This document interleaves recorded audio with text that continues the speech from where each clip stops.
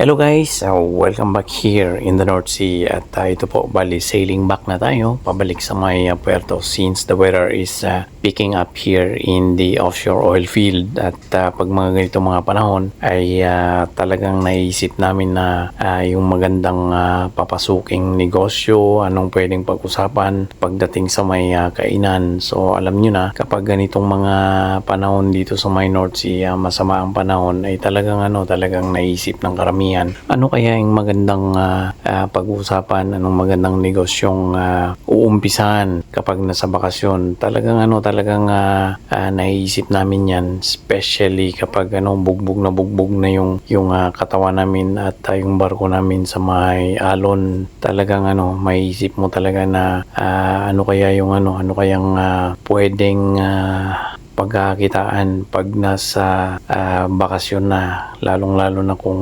mararamdaman mo yung weather dito sa may North Sea ay talagang hindi mo maisip na na ganito pala dito magtrabaho dito sa may harsh environment, especially itong North Sea na to. Talagang it is termed as one of the harshest environment to work with. So yan po yung may share ko po sa inyo.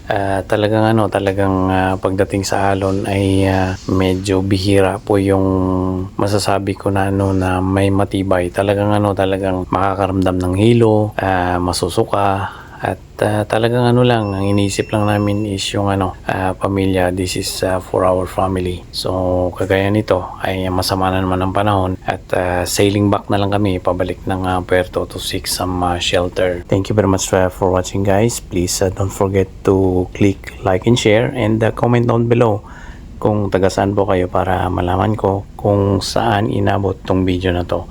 Thank you very much and God bless everyone. Salamat po.